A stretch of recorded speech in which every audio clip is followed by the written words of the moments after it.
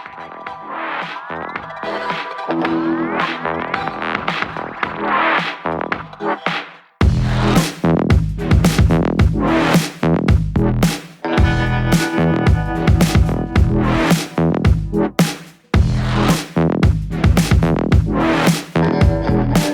Students, you all are welcome to your own channel the Indian chemist.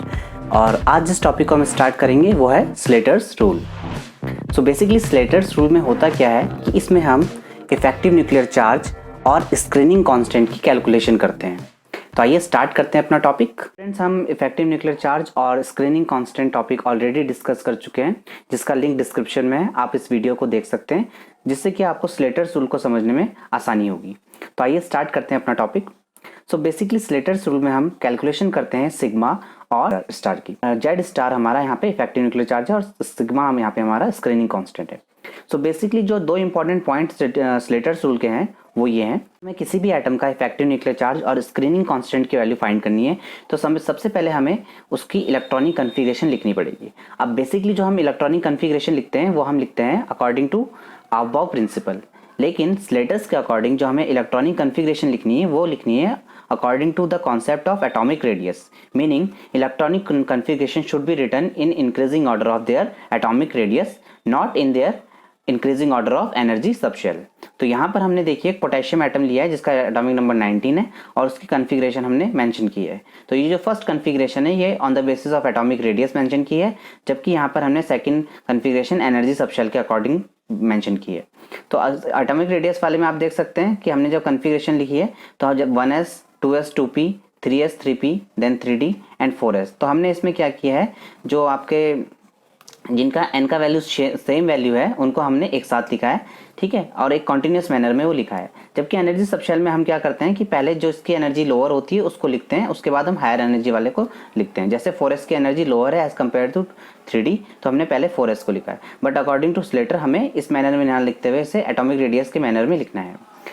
Second point जो सबसे important point है कि अगर हमें स्क्रीनिंग कांस्टेंट कैलकुलेट करना है तो हमें सबसे पहले देखना पड़ेगा कि हम किस इलेक्ट्रॉन के लिए रिपल्शन फैक्टर काउंट करना चाहते हैं। तो जिस भी इलेक्ट्रॉन के लिए हम रिपल्शन फैक्टर काउंट करना चाहते हैं हमें क्या करना है, उसके आउटर साइड वाले इलेक्ट्रॉन्स को लीव कर देना है, उसके आउटर साइड के इलेक्ट्रॉन्स को कंसिडर नहीं करना है। इसका हम आगे नेक्स्ट एग्जाम्पल में एक्सप्लेन करेंगे। तो बेसिकली यहाँ पे अपने एक चार्ट ड्रॉ कर लिया है जिसके अकॉर्डिंग हमने different values of sigma contribution के अकॉर्डिंग यहाँ पे लिख दी है। सो हमारे nth शेल वाले इलेक्ट्रॉन की वैल्यू हम लेंगे 0.35, n-1th शेल की वैल्यू लेंगे 0.85 और n-1 के भी अंदर जो इलेक्ट्रॉन्स प्रेजेंट है n-2, n-3 और कोई भी हो उसमें हम क्या लेंगे, वैल्यू 1 लेंगे।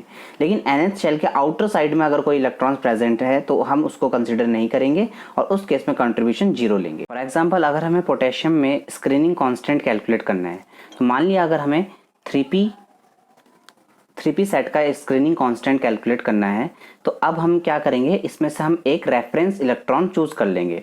तो 3p में से एक रेफरेंस इलेक्ट्रॉन हम चूज कर लेंगे। तो अब जो हम रिपल्शन काउंट करेंगे, सपोज हमने 3p में से एक इलेक्ट्रॉन को रेफरेंस इलेक्ट्रॉन कंसिडर कर दिया है, तो अब 3p में जिनके लिए हमें रिपल्शन देखना है वो उसमें 3p5 इलेक्ट्रॉन्स बचेंगे, 3s2 इलेक्ट्रॉन्स बचेंगे, 2p6 इलेक्ट्रॉन्स बचेंगे, 2s2 वाले बचेंगे एंड 1s2 वाले इलेक्ट्रॉन्स हमारे पास इसके लिए बचेंगे। तो हमने क्या किया है, एक इलेक्ट्रॉन के लिए रिपल्शन काउंट करना है, इसके लिए हमें रिपल्शन देखना है। तो वो रिपल्शन हम किन के साथ देखेंगे, इन इलेक्ट्रॉन्स के साथ देखेंगे। तो ये वाले इलेक्ट्रॉन्स का रोल इस समय कंप्लीटली डिनाई कर दिया जाएगा। तो इस समय हम इन इलेक्ट्रॉन्स को कंसिडर नहीं करेंगे, तो इसके लिए सिग्मा का कॉन्ट्रीब्यूशन 0 होगा, ठीक है। अब जब हम कंट्रीब्यूशन की बात करेंगे तो हमने एक इलेक्ट्रॉन को रेफरेंस ले लिया है और कंट्रीब्यूशन हम बाकी बचे हुए इलेक्ट्रॉन्स का ही लेंगे। तो अब हम जब भी कैलकुलेशन करेंगे यहाँ पे सिग्मा की, तो हम इसके लिए इन इलेक्ट्रॉन्स को ही लेंगे और एक इलेक्ट्रॉन को यहाँ पे छोड़ देंगे, क्योंकि इसके लिए ही हमें रिपल्शन फैक्टर काउंट करना है। Question that calculate the effective nuclear charge experienced by the 4s electron in potassium atom. So potassium atom में जो 4s इलेक्ट्रॉन प्रेजेंट है हमें उसके लिए इफेक्टिव न्यूक्लियर चार्ज कैलकुलेट करना है। Now effective nuclear charge is given by Z star equal to Z minus sigma। तो हमें इसके लिए सबसे पहले Z स्टार कैलकुलेट करने के लिए सिग्मा की रिक्वायरमेंट होगी। तो पहला काम हमारा क्या होगा कि हम इसके लिए सिग्मा की कैलकुलेशन करें, ठीक है। सबसे पहले ये हमारा पोटेशियम है, atomic number 19 having configuration 1s2 2s2 2p6 3s2 3p6 3d0 and 4s1। सो ये कन्फिग्रेशन हमने लिख दी अकॉर्डिंग टू स्लेटर। ठीक है, increasing order of atomic radius not energy subshell. ठीक है, तो स्लेटर के अकॉर्डिंग हमने क्या कर दिया, एटॉमिक रेडियस इसके लिए लिख दी है। जो 4s वाला है उसके लिए हमें क्या करना है, रिपल्शन काउंट करना है। तो हम इस इलेक्ट्रॉन का कंट्रीब्यूशन नहीं लेंगे, मीनिंग हम इस इलेक्ट्रॉन को छोड़ देंगे। तो ये हमारा बेसिकली क्या था, nth इलेक्ट्रॉन था। ठीक है, या nth सबशेल का इलेक्ट्रॉन था, लेकिन इसका कंट्रीब्यूशन हम नहीं लेंगे। तो ये हमारा nth वाला हो गया। देन इसके बाद nth और n-1 वाले हमारे कौन से हैं, ये तीनों। तो ये हमारे n-1 वाले होंगे। ठीक है, n-1 के बाद हमारे पास ये वाले होंगे n-2 के, और ये वाला होगा हमारा n-3 का। अब अगर हम सिग्मा का कंट्रीब्यूशन का बात करें तो इसका बेसिकली जो कंट्रीब्यूशन था वो था 0.35, इसका कंट्रीब्यूशन था 0.85, और इनका जो कंट्रीब्यूशन है वो है 1। ठीक है, बट 4s इलेक्ट्रॉन का ही हमें कैलकुलेशन करना है, तो हम 4s वाले को काउंटिंग में नहीं लेंगे। तो 4s वाले को हम काउंटिंग में नहीं लेंगे क्योंकि हम इसके लिए रिपल्शन काउंट करने वाले हैं। तो अब हमें सिग्मा कैलकुलेट करना है, और सिग्मा कैलकुलेट करने के लिए हमारे पास फॉर्मूला बन जाएगा that sigma equal to 0.85 times of n-1 electrons plus 1.0 into n-2 plus n-1 electrons. ठीक है, ये हो जाएगा। तो अब हमारे पास फॉर्मूला रेडी हो गया। अब हम सिग्मा कैलकुलेट कर सकते हैं इसके लिए। सो 0.85 इंटू n-1 वाले में हमारे पास टोटल इलेक्ट्रॉन्स कितने हैं, 8, प्लस 1 इंटू n-2 और n-1 के टोटल इलेक्ट्रॉन जो हैं वो 10 है। तो यहाँ पर तो सिग्मा का जो वैल्यू हो गया यहाँ पे, ये हो गया 16.80। नाउ अब हम यहाँ पे जेड स्टार कैलकुलेट कर सकते हैं। Z star is given by Z minus sigma. Z is the total charge, so total charge will be 19, क्योंकि जितने इलेक्ट्रॉन्स होंगे या जितना उनका एटॉमिक नंबर है वही उनका चार्ज होगा, माइनस 16.80।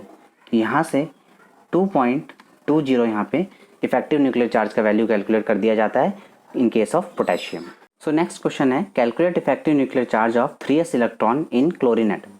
सो हम सबसे पहले क्या करेंगे, क्लोरीन एटम का कन्फिग्रेशन लिखेंगे। सो क्लोरीन का एटॉमिक नंबर होता है 17, कन्फिग्रेशन है 1s2 2s2 2p6 3s2 and 3p5। अब हमें क्वेश्चन में दिया है कि हमें 3s इलेक्ट्रॉन का इफेक्टिव न्यूक्लियर चार्ज का वैल्यू कैलकुलेट करना है। सो फॉर्मूला हमें पता है Z star equal to Z minus sigma. तो हमें फिर से यहाँ पे सिग्मा चाहिए होगा। सो 3s का हमें काउंट करना है, हमें इस इलेक्ट्रॉन का काउंट करना है, तो इसका कंट्रीब्यूशन हम काउंट नहीं करेंगे। 3p वाले इलेक्ट्रॉन हम यहाँ से रिमूव कर देंगे। तो अब हमारे पास जो कंट्रीब्यूशन में आएंगे वो 1s2 2s2 2p6 के इलेक्ट्रॉन आएंगे, और 3s का एक इलेक्ट्रॉन आएगा, क्योंकि एक इलेक्ट्रॉन के लिए तो हमें कैलकुलेट करना है, तो उसके रिस्पेक्ट में बाकी क्या रिपल्शन कर रहे हैं वो हमें कैलकुलेट करना पड़ता है। ठीक है, सो यहाँ पे हम सिग्मा कैलकुलेट करेंगे। तो ये हमारा इस समय nth शेल बनेगा, आउटर वाले को हमने छोड़ दिया क्योंकि ये दोनों हमारे n-1 बनेंगे, और ये वाला हमारा क्या बनेगा, n-2 बनेगा। तो सिग्मा का जो कॉन्सेप्ट है उसके अकॉर्डिंग हम यहाँ पे फॉर्मूला लगाएंगे। सो nth वाले के लिए 0.35 into number of electrons 2, plus n-1 वाले के लिए 0.85 multiply by 8 electrons, plus 1 multiply by 2 electron. So n-2 वाले के लिए ये कंट्रीब्यूशन है। तो ये हो जाएगा 0.70 प्लस 6.80 प्लस 2। सो ओवरऑल जब हम यहाँ पे इनको ऐड करेंगे तो दिस वन विल बी 9.50। तो सिग्मा का वैल्यू 9.50 हो गया। नाउ जेड स्टार कैलकुलेट करेंगे।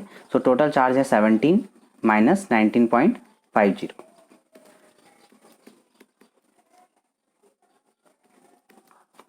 तो जो जेड स्टार का वैल्यू 3s इलेक्ट्रॉन के लिए आएगा वो 7.50 आ जाएगा।